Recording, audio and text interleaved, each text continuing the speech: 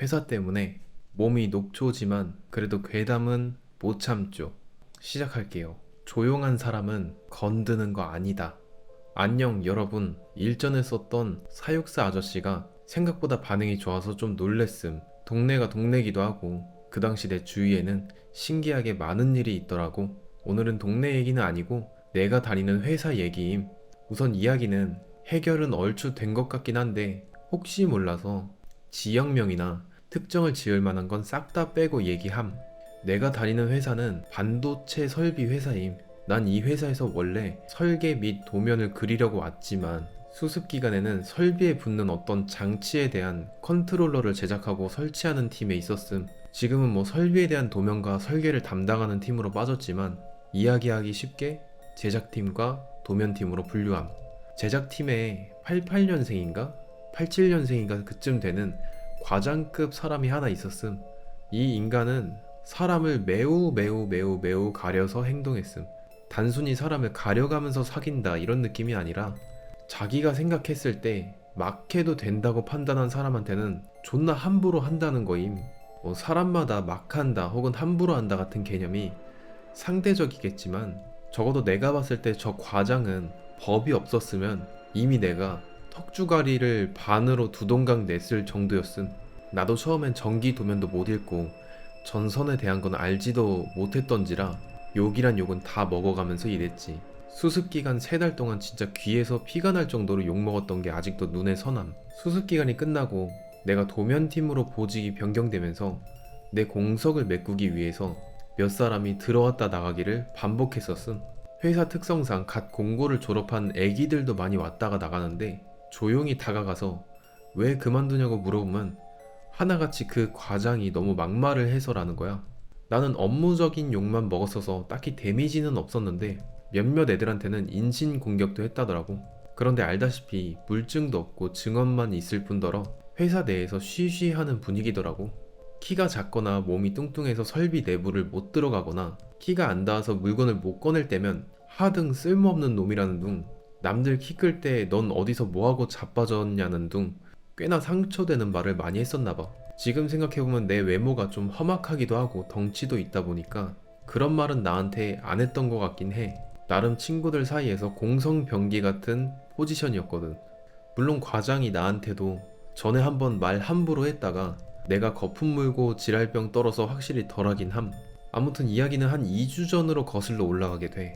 25년 1월이었는지 아니면 24년 12월이었는지는 기억이 안 나는데 그때 나보다 한 살 많은 신입사원 한 명이 들어왔어. 키는 160 중반에 살집이 좀 있고 늘 서글서글하게 농담도 잘 받아주는 사람이었어. 그런데 어느 순간 표정이 점점 썩어가거나 아니면 무표정으로 변하더라고. 보나마나 또 그 과장이 지랄했겠구나 하고 위로 차원에서 담배 필 때마다 격려해주곤 했었음. 여느 때랑 다름없이 그 사원이랑 흡연장에서 담배 피면서 이런저런 이야기를 나누는데 나는 그때 사원이 나한테 했던 말을 아직도 잊을 수가 없어.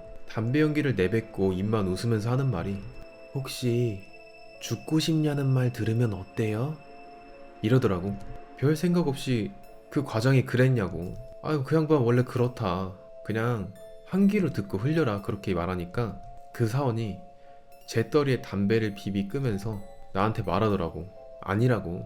저런 사람은 가만히 놔두면 그래도 되는 줄 안다고. 그러면서 나보고 잘 보라고 하더라고. 그래서 뭘 보냐고 물어보니까 그냥 내 어깨를 톡톡 토닥이면서 나갔어. 그때는 몰랐어. 사람이 아무리 포커페이스를 해도 또라이들은 눈부터 다르다는 걸. 그래서 그냥 그런가 보다 하고 지나갔지. 근데 그 주 금요일에 일이 터져버렸어. 제작팀 특성상 외근도 많고 잔업도 많았어. 늘 그런 건 아닌데 일정이 한번 꼬이면 대차게 꼬이는 팀이라서 모두 그냥 순응하는 분위기의 팀이야.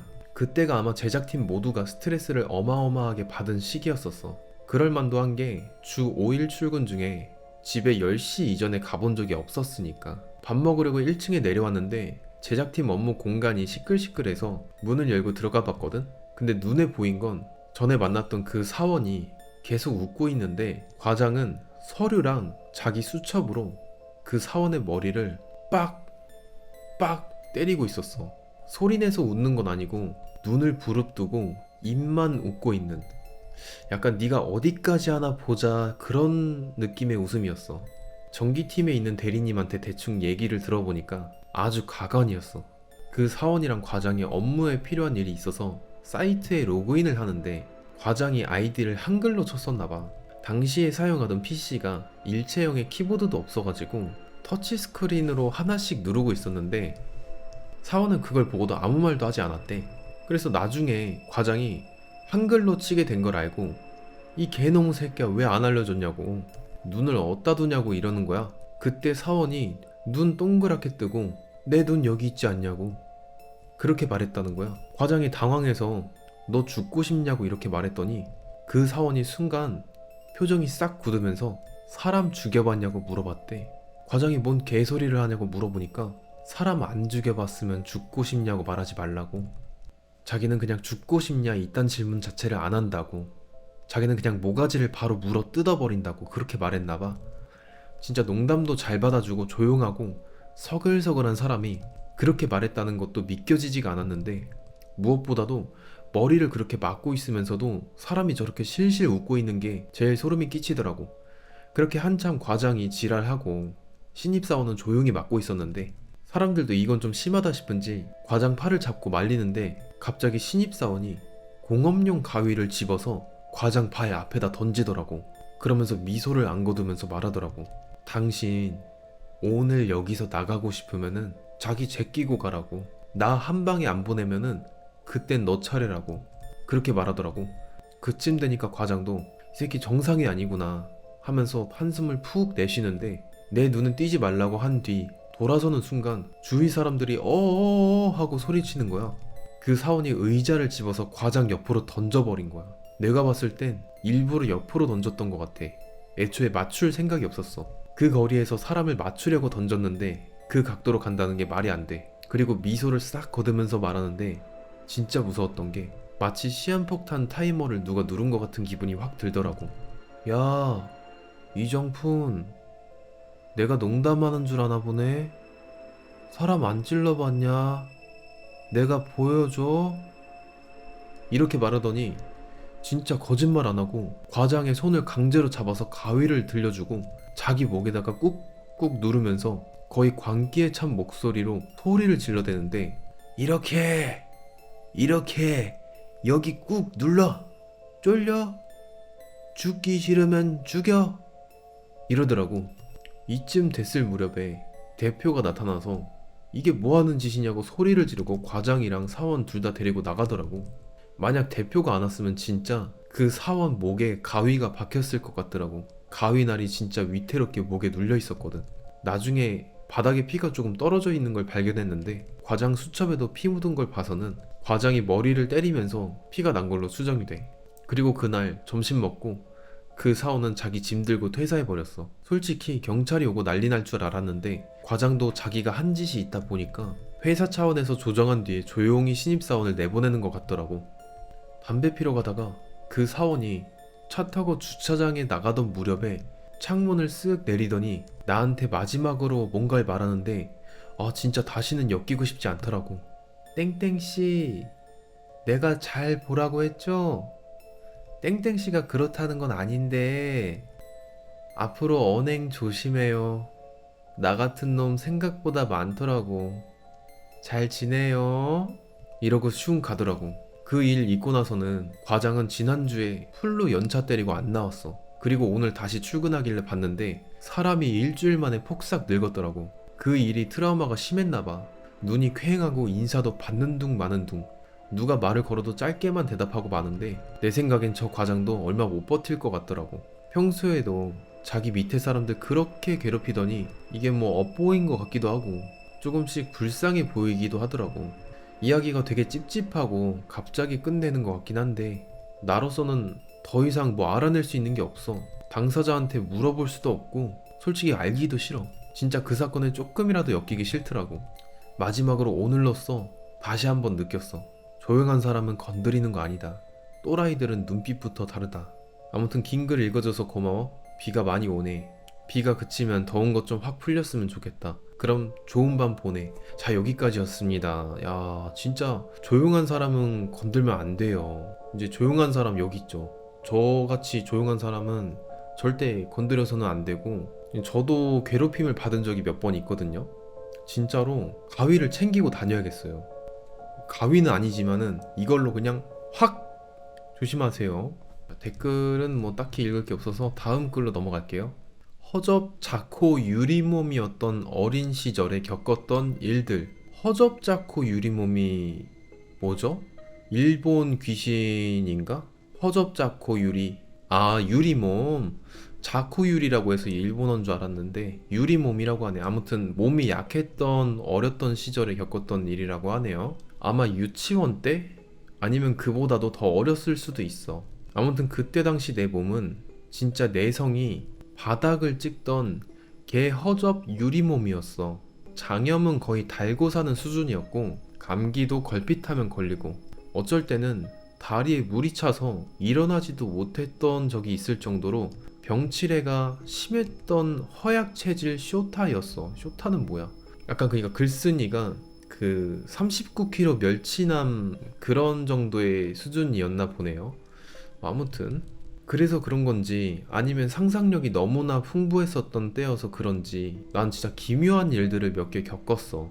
첫 번째 일은 내가 나임을 깨닫고 기억다운 기억이 시작됐던 유치원생 이전 쪼꼬미 시절. 그때 살던 첫 번째 집은 작은 공장 옆에 버려져 있던 기와집을 개조했던 거였는데, 그림을 좀 그려서 대략적인 집 구조를 알려주고 싶지만 귀찮으니까 그냥 패스하고 글로만 설명하자면은 전체적으로 양옆으로 긴 집이었어.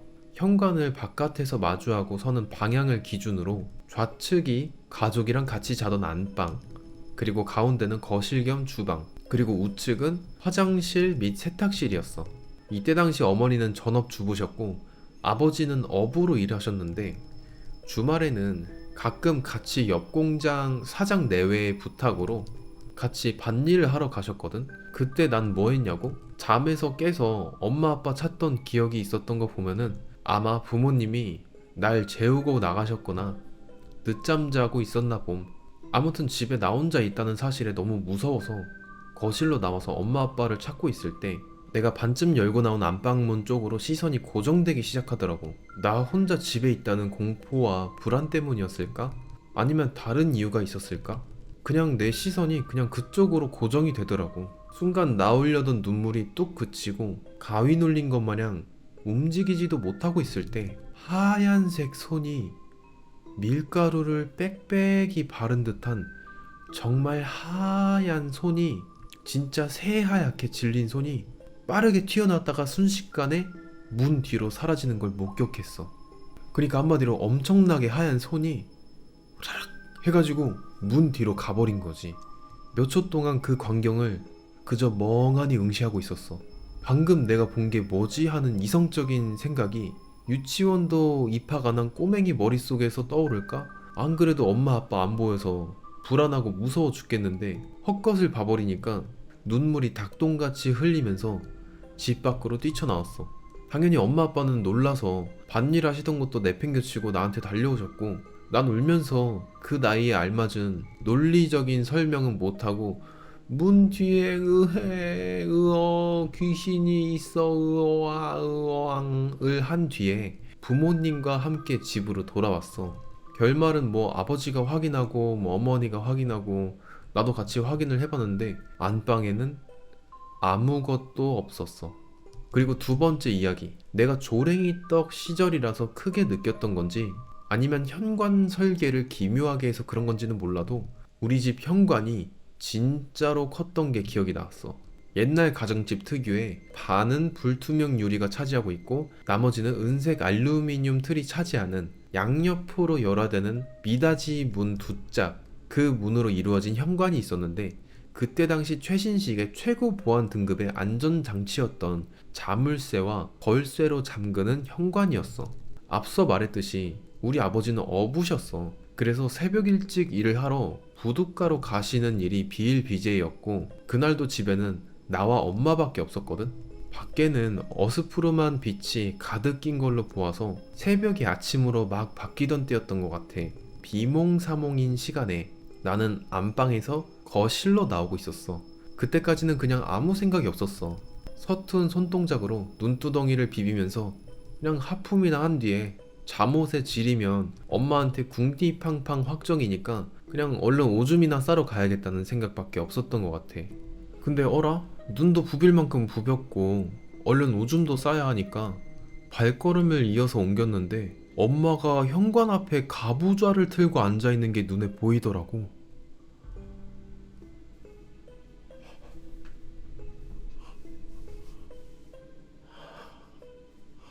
아, 너무 소름 끼친다. 그니까 오줌 싸러 가는 길에 그냥 지나가고 있었는데 엄마가 현관 앞에서 가부좌를 틀고 앉아 있었다고 갑자기? 이러고 있었다는 거잖아 지금.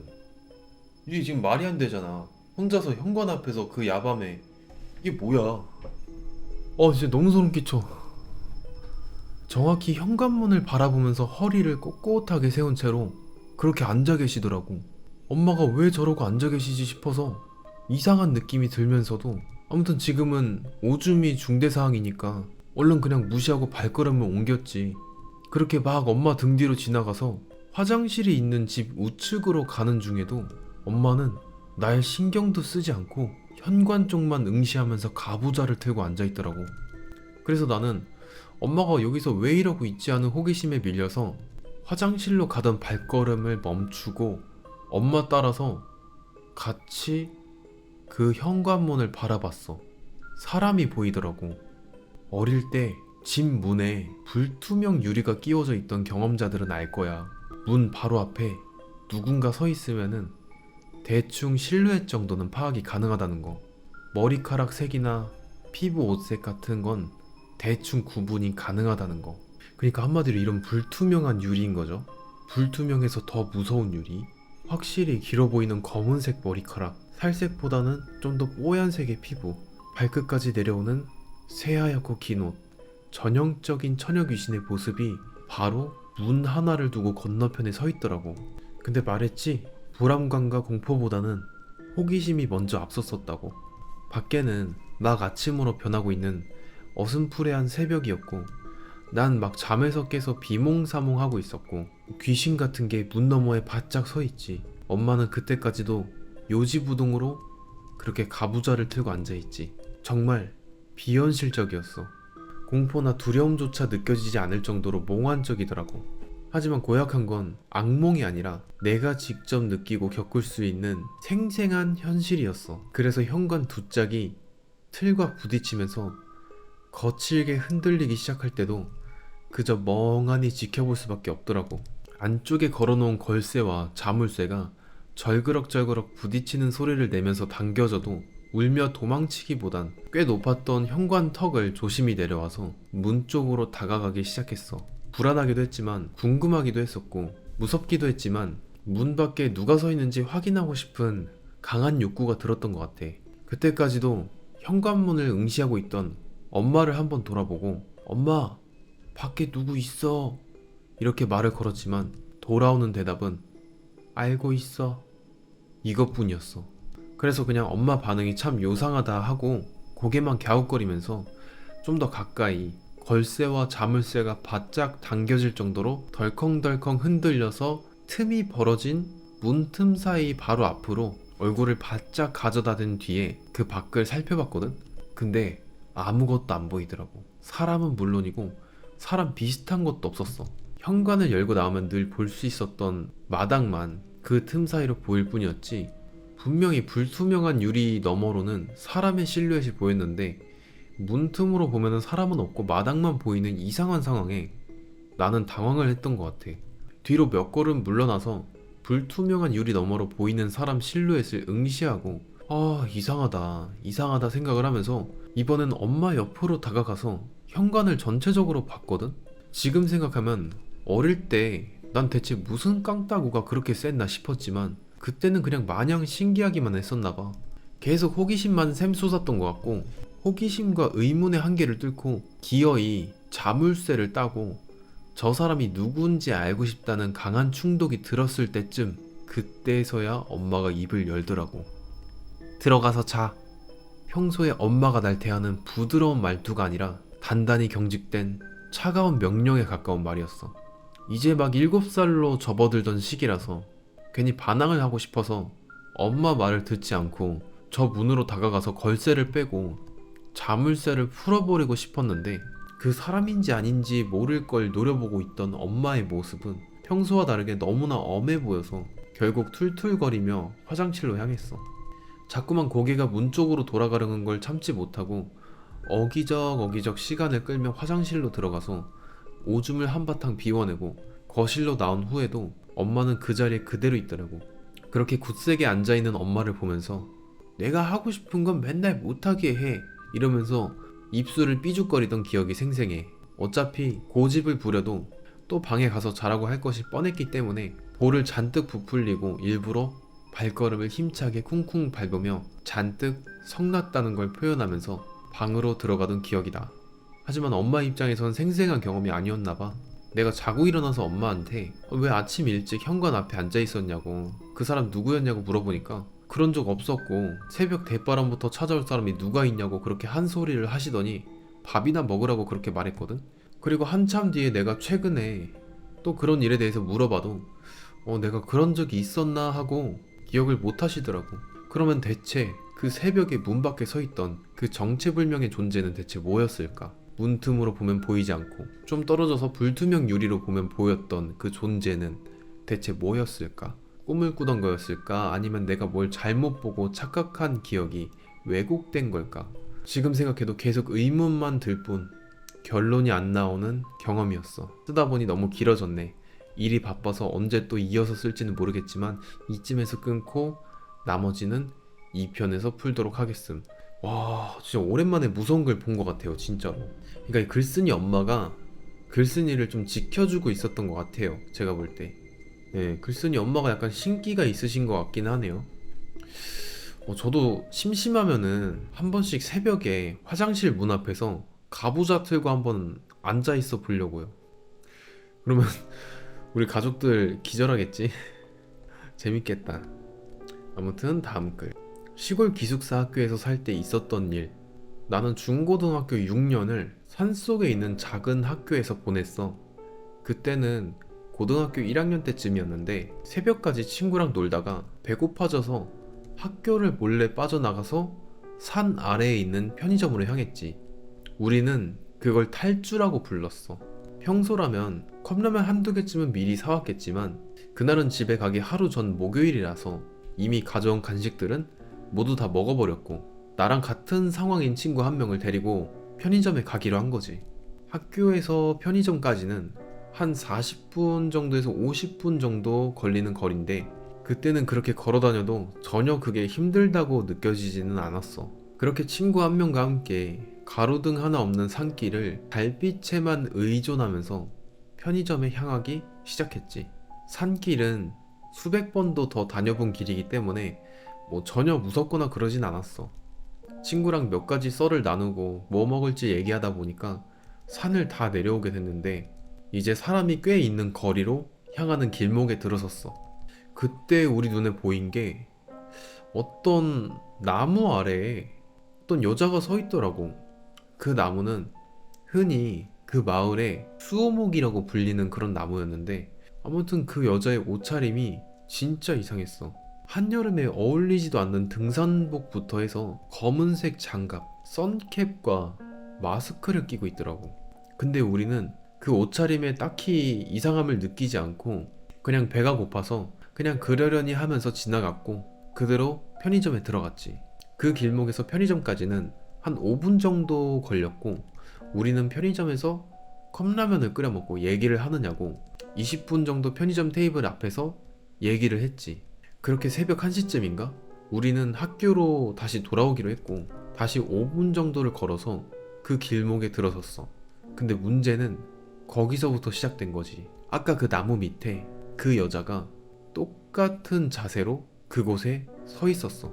다시 말하지만 우리가 그 여자를 본 뒤 30분 정도가 지났었거든? 너무 겁먹은 나머지 나랑 그 친구는 그 여자를 본 그대로 굳어버렸고 그제서야 이상함을 느끼기 시작했지. 아니 저 여자는 왜 한여름에 온몸을 싸매는 등산복을 입고 있지? 왜 새벽에 선캡을 쓰고 있지? 왜 선글라스를 쓰고 있지? 왜 저렇게 온몸을 감싸고 있을까? 아무리 무서워도 학교로 돌아가는 길은 그 골목 하나였기 때문에 우리는 어쩔 수 없이 그 앞을 지나가야만 했던 거지. 그렇게 한 걸음 한 걸음 나아가면서 최대한 자연스러워 보이게 그 앞을 걸어가고 있는데, 그 여자 시야에 우리가 없어졌다고 생각할 때쯤 우리는 미친 듯이 뛰어갔어. 이야기는 여기까지야. 우리가 무사히 학교로 도착했고 다음날 집에 가는 길에 그곳을 가보니 그 여자는 사라져 있었고, 그 여자의 정체는 뭘까 궁금하긴 해. 나중에 친구랑 이야기해보니까 우리가 서로 본 인상착의가 완전히 똑같았어. 마네킹이라고 하기에는 옷을 그렇게까지 입히는 건가 싶고, 그렇다고 사람이라고 하기에는 정말 한치의 미동도 없이 그 자리에 그렇게 오랫동안 서 있을 수가 있나 싶기도 하고, 다시 생각해보면은 무언가 보면 안 될 걸 본 느낌이었어. 어쨌건 아직까지도 의문이 해결되지는 않았어. 지금은 그 나무가 사라져 있더라고. 확실히 시골 동네네. 이쪽 길이 이제 지나쳐야 하는 길인가 봐요. 편의점에서 들어오는 길. 그리고 여기, 미쳤다. 진짜 지금은 대낮이라서 사진이 좀 밝아가지고 괜찮아 보이는데, 지금 이 자리가 너무 지금 섬뜩한데, 자리 자체가 밤에 보면은 이거 진짜 기절각인데요. 이 근처에 뭐 아무것도 없고 뭐 버스 정류장도 아닌데 여기에 왜 이렇게 서 있었을까? 와, 진짜 개소름 돋는다. 이거 지금 밤에 보면은 이거 진짜 무서울 것 같아요. 친구라도 있었으니까 다행이지. 이거 거길 혼자 지나가야 된다고 하면은 저는 그냥 못 지나갈 것 같아요. 그냥 편의점에서 자고 갈래. 이거는 너무 무섭잖아. 소름이 쫙 돋네요. 아무튼 다음 글. 자, 마지막 글은 좀 짧은 거. 어렸을 때 음악 듣다가 경험한 일. 내가 초딩 때 첫 휴대폰을 가지게 됐거든. 웨이브 2였나 하는 기종으로 뭐 터치폰하고 스마트폰 중간쯤 되는 모델이었어. 아무튼 그 스마트폰에 내가 좋아하는 노래 여러 곡을 다운받아서 넣고 듣는 게 내 취미 중 하나였는데, 하루는 헤드셋을 끼고 내가 다운받은 음악 중 두 곡이 너무 좋아서 그 두 곡을 계속 번갈아 가면서 듣고 있었단 말이지. 하나는 팝송이었고 하나는 케이팝이었어. 그렇게 번갈아 가면서 듣는데 케이팝은 여자가 부른 곡이었단 말이지. 그렇게 케이팝을 듣고 있었는데 갑자기 목소리가 바뀌더니 여자 목소리가 아닌 변성기가 지난 성인 남자가 여자 목소리를 흉내낼 때 나는 그런 소리로 노래를 부르는 거야. 깜짝 놀라서 헤드셋을 던지고 음악을 바로 껐는데, 이게 나중에 다시 들었을 때는 원래 그 여자 목소리로 돌아와 있더라고. 내가 그때 들었던 그 목소리, 누구의 목소리였을까? 자, 여기까지였는데 변성기 지난 성인 남자가 여자 목소리를 흉내낼 때 난 소리가 들렸다고. 요거는 뭐 댓글 한번 읽어볼까요? 무서운 건 둘째치고 가성 쓰는 남자 목소리는 어땠어? 잘 부르던? 바로 헤드셋을 던져서 잘 모르겠는데 원래 부르던 목소리에서 음만 바뀐 것 같은 느낌이라. 그리고 약간 비웃는 느낌? 비웃는 느낌으로 노래를 부른다는 게 무슨 말이지? 여보세요 여보세요 이러면서 가성 쓰는 남자 목소리가 비웃는 느낌이라고? 여보세요, 여보세요, 여보세요. 이랬다는 건가? 난 상상이 안 가는데? 도대체 어떤 소리가 들렸을지? 렉 걸려서 재생 속도가 잠깐 느려진 거 아닐까? 나도 비슷한 경험이 있음. 아니야, 노래는 평상시랑 똑같은 속도인데 목소리만 변조됐어. 이게 이럴 수가 있나? 뭐 아무튼 꽤 무서웠을 것 같아요, 진짜 이분. 그래서 노래 제목이 뭘까 참 궁금하네요. 저도 한번 들어보게. 아무튼 오늘 준비한 괴담은 여기까지였습니다. 안녕.